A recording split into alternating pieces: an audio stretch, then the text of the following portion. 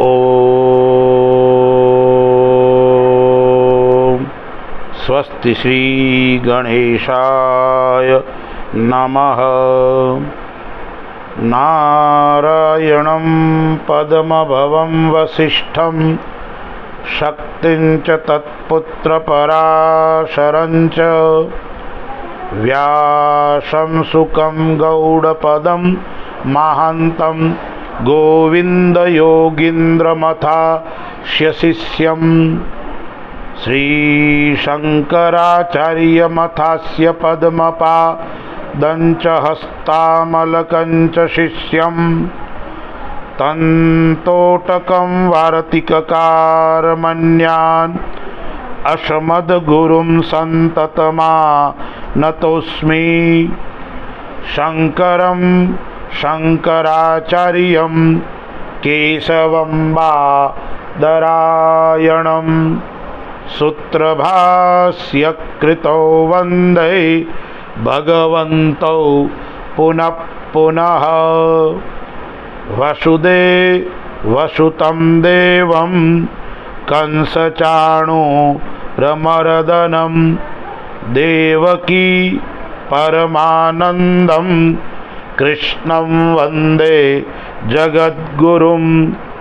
गुरुर्ब्रह्मा गुरुर्विष्णु गुरुर्देवो महेश्वर गुरुः साक्षात् परं ब्रह्म तस्मै श्री गुरवे नमः। नमः पार्वती पतये हर हर महादेव हर। ओम नमो भगवते वासुदेवाय।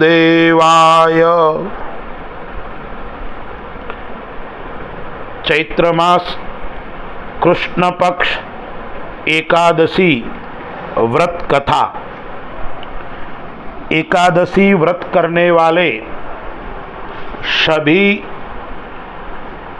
भक्तजन प्रातःकाल ब्रह्म मुहूर्त में निद्रा आदि को त्याग कर स्नान आदि करने के पश्चात अपने नित्य नैमित्तिक कर्म को करने के बाद भगवान विष्णु नारायण का पूजन करे एवं कथा का श्रवण करे। धर्मराज युधिष्ठिर भगवान कृष्ण को पूछते हैं, जगन्नियंता जगदीश्वर देवकी नंदन भगवान श्री कृष्ण, आप हमें चैत्र कृष्ण पक्ष की एकादशी का क्या नाम है यह बताने की कृपा कीजिए। भगवान श्री कृष्ण बोले, राजेंद्र आप ध्यानपूर्वक सुनो। मैं इस विषय में एक पापनाशक उपाख्यान सुनाऊंगा जिसे चक्रवर्ती नरेश मानधाता के पूछने पर महर्षि लोमस ने कहा था। कथा ऐसी है। मानधाता बोले, भगवान मैं लोगों के हित की इच्छा से यह सुनना चाहता हूँ कि चैत्र मास के कृष्ण पक्ष में किस नाम की एकादशी होती है, उसकी क्या विधि है तथा उसके किसके प्रकार करना है और किस फल की प्राप्ति होती है। कृपा करके यह बात हमें बताइए। लोमस जी ने कहा, हे राजन, पूर्व काल की बात है। अप्सराओं से सेवित चैत्ररथ नामक वन में जहाँ गंधर्वों की कन्याएं अपने किंकरों के साथ बाजे बजाती हुई विहार करती है, मंजू गोसा नामक अप्सरा मुनिवर मेधावी को मोहित करने के लिए गई। वे महर्षि उसी वन में रहकर ब्रह्मचर्य का पालन करते थे। मंजू गोसा के मुनि के भय से आश्रम से एक कोस दूर ही ठहर गई और सुंदर ढंग से वीणा बजाती हुई मधुर सुंदर गीत गाने लगी। मुनिश्रेष्ठ मेधावी घूमते घूमते हुए उधर जा निकले और उस सुंदरी अप्सराओं को इस प्रकार का गान करते देख सेना सहित कामदेव से परास्त होकर बरबस मोह के वशीभूत हो गए। मुनि की ऐसी अवस्था देख मंजू गोसा उनके समीप आई और वीणा नीचे रखकर उनका आलिंगन करने लगी। मेधावी भी उसके साथ रमण करने लगी। कामवश रमण करते हुए उन्हें रात और दिन का भी भान नहीं रहा। इस प्रकार मुनि जनोचित सदाचार का लोप करके अप्सरा के साथ रमण करते उन्हें बहुत दिन व्यतीत हो गए। मंजू गोसा देवलोक में जाने को तैयार हुई। जाते समय उसने मुनि श्रेष्ठ मेधावी से कहा, ब्राह्मण अब मुझे अपने देश जाने की आज्ञा दीजिए। मेधावी बोली, देवी जब तक सवेरे की संध्या न हो जाए तब तक मेरे ही पास ठहरो। अप्सरा ने कहा, विप्रवर अब तक न जाने कितनी संध्या चली गई, मुझ पर कृपा करके बीते हुए समय का विचार तो कीजिए। लोमस जी कहते हैं, राजन अप्सरा की बात सुनकर मेधावी के नेत्र आश्चर्य से चकित हो उठे।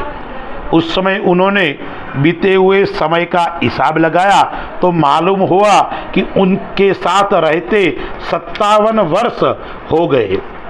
उसे अपनी तपस्या का विनाश करने वाली जानकर मुनियों उस पर बड़ा क्रोध हुआ।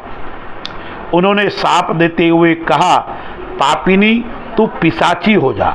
मुनि के शाप से दग्ध होकर वह विनय से नतमस्तक हो बोली, विप्रवर मेरे शाप का उद्धार कीजिए। 7 वाक्य बोलने या 7 पद साथ साथ चलने मात्र से ही सत्पुरुषों की साथ मैत्री हो जाती है। ब्राह्मण मैंने तो आपके साथ अनेक वर्ष व्यतीत किए, अतः स्वामिन मुझ पर आप कृपा कीजिए। मुनि बोले, भद्रे मेरी बात सुनो, यह शाप से उद्धार करने वाली है। क्या करूं, तुमने मेरी बहुत बड़ी तपस्या नष्ट कर डाली है। चैत्र कृष्ण पक्ष में जो शुभ एकादशी आती है उसका नाम पाप मोचनी, वह सब पापों का क्षय करने वाली सुंदरी, उसी का व्रत करने पर तुम्हारी पिशाचता दूर होगी। ऐसा कहकर मेधावी अपने पिता मुनिवर च्यवन के आश्रम पर गए। उन्हें आया देखकर च्यवन ने पूछा, बेटा यह क्या किया, तुमने तो अपने पुण्य का नाश कर डाला। मेधावी बोले, पिताजी मैंने अप्सरा के साथ रमण करने का पातक किया है, कोई ऐसा प्रायश्चित बताइए जिसके पाप का नाश हो जाए। च्यवन ने कहा, बेटा चैत्र कृष्ण पक्ष में जो पाप मोचनी एकादशी होती है उसका व्रत करने से पाप राशि का विनाश हो जाएगा। पिता का यह कथन सुनकर मेधावी ने उसका व्रत अनुष्ठान किया। इससे उनका पाप नष्ट हो गया और वे पुनः तपस्या से परिपूर्ण हो गए। इसी प्रकार मंजू गोसा ने भी उस उत्तम व्रत का पालन किया। पाप मोचिनी का व्रत करने के कारण वह पिशाच योनि से मुक्त हुई और दिव्य रूपधारिणी श्रेष्ठ अप्सरा होकर स्वर्गलोक में चली गई। राजन, जो श्रेष्ठ मनुष्य पाप मोचनी एकादशी का व्रत करते हैं उनका सारा पाप नष्ट हो जाता है और उसको चढ़ने और सुनने से सहस्त्र गोदान का फल मिलता है। ब्रह्महत्या हो, सुवर्ण की चोरी हो, सुरापान हो या गुरु पत्नी गमन करने वाले महापातकी भी इस व्रत के करने से पाप मुक्त हो जाता है। यह व्रत बहुत पुण्यमय है। जो इस व्रत को करता है और उस व्रत की कथा का श्रवण करता है उसे सायुज्य मुक्ति की प्राप्ति होती है। ओम शांति शांति शांति। नमः पार्वती पतये हर हर महादेव हर। व्रत के पश्चात भगवान नारायण की आरती करे, सभी को प्रसाद वितरण करे एवं यथा योग्य समय के अनुसार भगवान का कीर्तन, भगवान का नामस्मरण करे और भगवान का चिंतन करे। ओम शांति।